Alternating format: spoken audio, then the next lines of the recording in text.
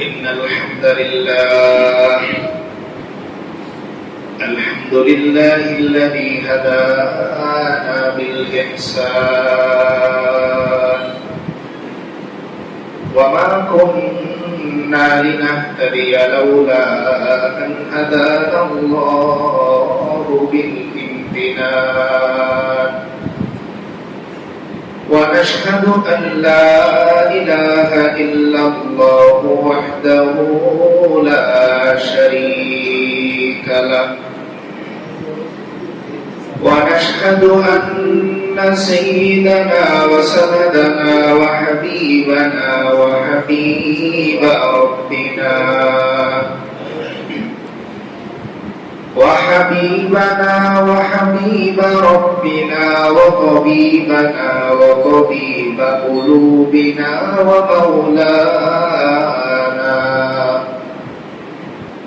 ومولانا محمدا عبده ورسوله الذي أرسل إلى الناس كافة بشيرا ونذيرا وداعيا إلى الله بإذنه وسراجا منيرا صلى الله تعالى عليه وعلى آله وأصحابه وبارك وسلم تسليما كثيرا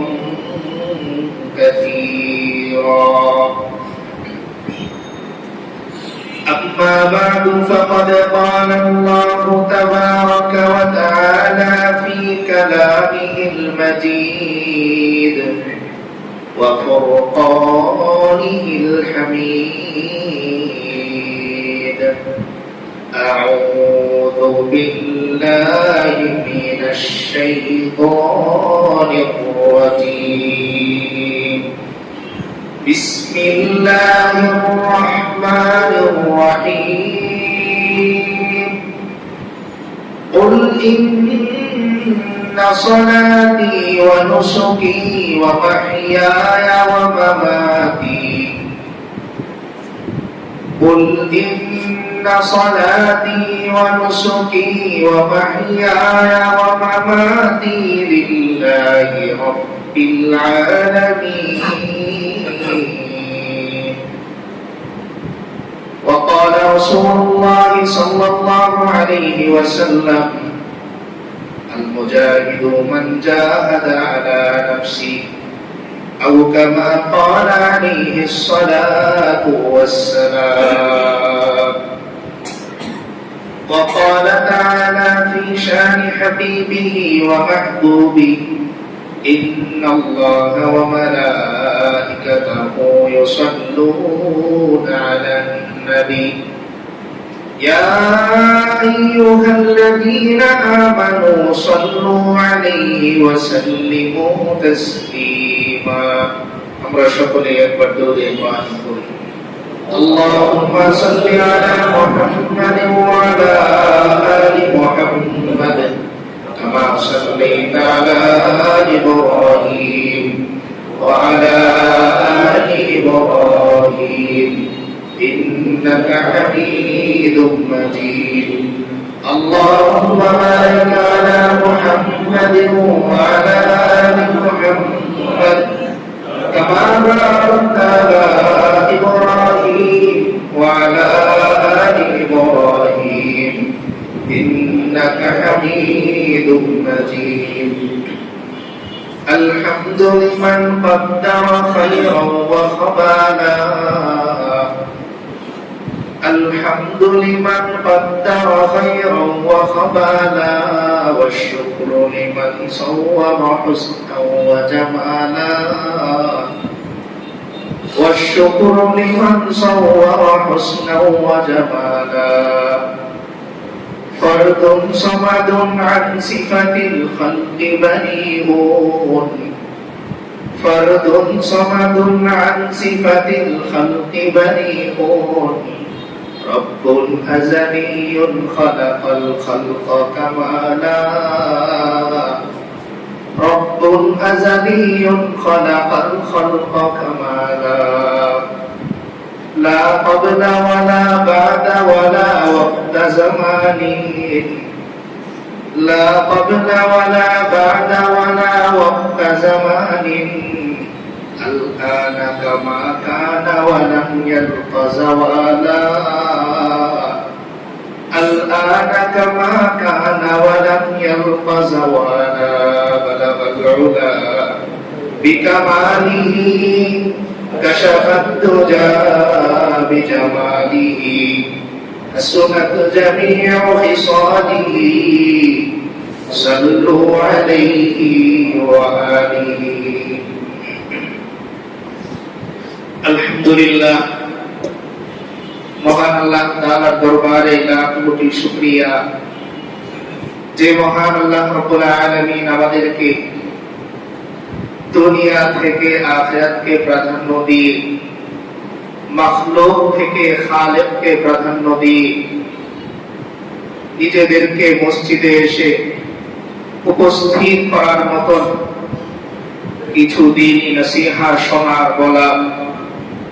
এবং আজকের এই বরকতময় দিনের অন্যতম সালাত জুমাতুল মুবারাকা আদায়ের লক্ষ্যে অপেক্ষা করার তৌফিক দান করেছেন। এজন্য আমরা সর্বপ্রথম সেই মহান মালিকের দরবারে কালিমাতুর শুকর আদায় করি, আলহামদুলিল্লাহ। একজন মানুষ যতক্ষণ পর্যন্ত তার খালেকের সাথে, তার মালিকের সাথে, রবের সাথে সম্পর্ক করতে না পারবে ততক্ষণ পর্যন্ত সে নিজের যে অস্তিত্ব আছে এই অস্তিত্বের উপর সুন্দর আচরণ সে করতে পারেনি। আল্লাহ তাআলা বান্দাকে যে সৃষ্টি করেছেন এই সৃষ্টির মধ্যে যে সৌন্দর্যগুলো, এই সৌন্দর্যগুলো ফুটিয়ে তুলেছে তার ভেতরে থাকা রূহ,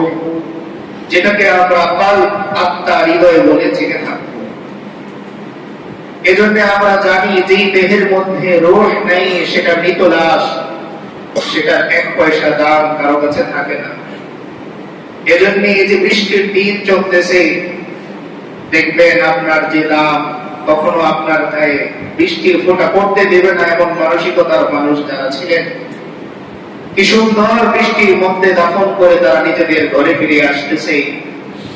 একবারের জন্যেও তাদের মনে এই কথা আসে না যে আরে আমার এই বাবা তো বৃষ্টিতে ভিজবে,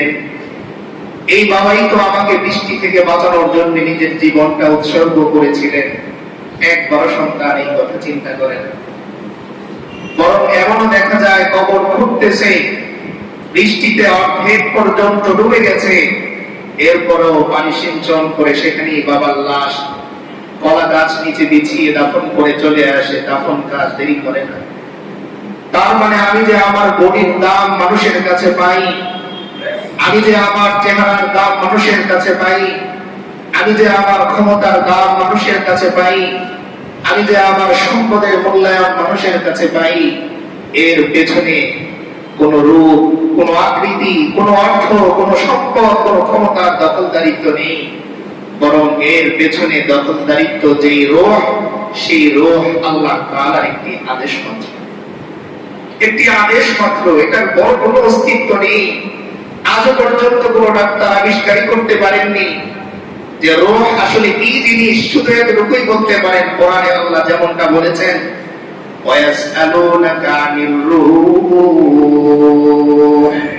قُلِ الرُّوحُ مِنْ أَمْرِ رَبِّي وَمَا أُوتِيتُم مِّنَ الْعِلْمِ إِلَّا قَلِيلًا। নবী করিম সাল্লাল্লাহু আলাইহি ওয়াসাল্লামকে কাফেররা আটকানোর জন্য রাত জেগে জেগে প্রশ্ন তৈরি করত যে কোন প্রশ্নে তাকে আটকানো যায়। বারবার তাদের মনের মধ্যে প্ল্যান আসতো কিভাবে এই মানুষটাকে লাঞ্ছিত, অপমানিত করা যায়। তাই আল্লাহ তাআলা তার হাবিবকে ওহির মাধ্যমে জানিয়ে দিলেন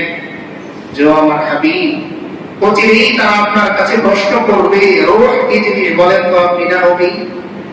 আপনি না আল্লাহর পক্ষ থেকে নির্বাচিত ব্যক্তি, তাহলে তো আপনার জানা উচিত রূহ কি জিনিস।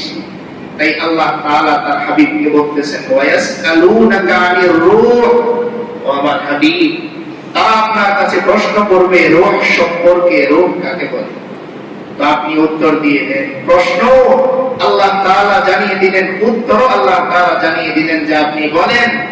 কুলির রূহু মিন আমরি রাব্বি ওয়া মা উতীতুম মিন